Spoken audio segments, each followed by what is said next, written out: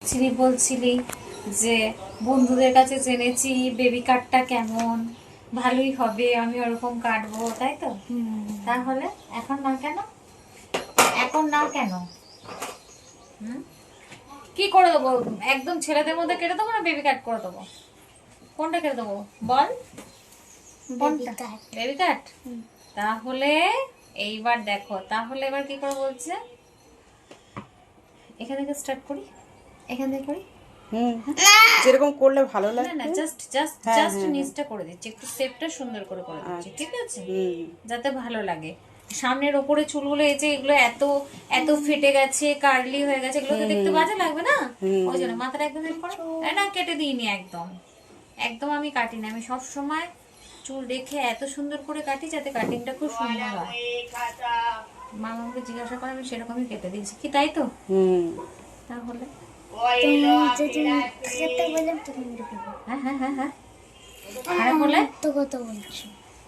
হয়েছে? অন্য একটা কথা, মা মিথ্যা কথা না, বলছে ভালো না। লাগছে।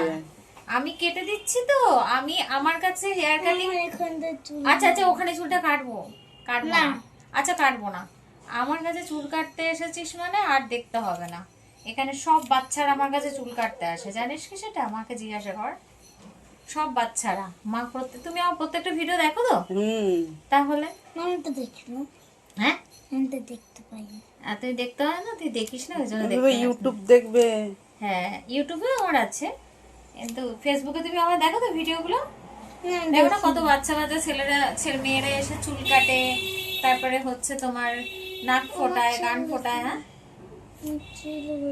আরে আমি চুল বাদ দিচ্ছি না, কিন্তু পেছনে চুলগুলো ফেটে গেছে তো, নাহলে তো ভালো লাগবে না, ঠিক আছে? আমাকে বাড়ি গিয়ে আবার স্নান করতে হবে। বাড়ি থেকে আবার স্নান করতে হবে। আর তুমি কি স্নান করে এসেছো?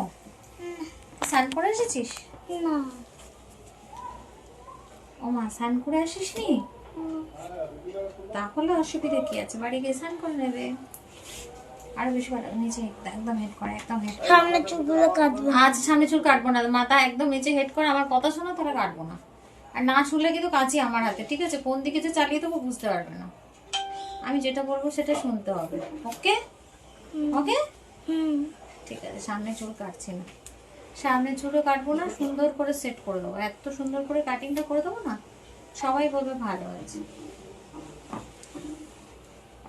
দেখি মাথা একদম হেড কর, মাথা হেড কর, মাথা হেড কর। আরে ভগবান, হ্যাঁ শুয়ে পড়, হ্যাঁ শুয়ে পড়, একদম শুয়ে পড়। বালিশটা দেবো? ঘুমিয়ে পড়িস না যেন। বালিশটা দেবো কি?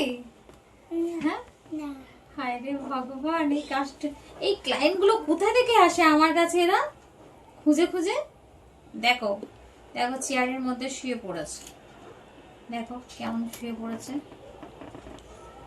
এইটা এইভাবে কি হেয়ার কাটিং করা যায়? এই যে দেখো কাটিংটা কেমন হয়েছে, এবার বল। তখন তো বলছিলি, এখন কেমন লাগছে? ভালো। ভালো লাগছে? সোজা হয়ে বসো, স্ট্রেট হয়ে একদম। দেখো এবার সবাইকে দেখে দাও, স্ট্রেট উঠো, উঁচু হয়ে বসো। হ্যাঁ, এটা দেখিয়ে দাও। সারাক্ষণ ফোন হাতে নেয় না গো। ফোন নিলে চোখটা নষ্ট হয়ে যাবে, তখন সামনে দাও, সামনে দাও, সবাইকে বলে দাও তুমি বড় হয়ে কি হবে বলে দাও। কিছু বড় হয়ে কি কি ইচ্ছা আছে যে আমি বড় হয়ে ডক্টর হব, টিচার হব? ডাক্তার কি হতে চাই? আচ্ছা, কি কি হতে চাও বলো? টিচার। টিচার, আচ্ছা। সবাই দেখে না সত্যি টিকটিক করছে, ঠিক আছে? আবার টিচার হবে। হ্যাঁ, তো সবাইকে টাটা করে দাও। টাটা। আন্টি কেমন? ভালো। ভালো? কতটা?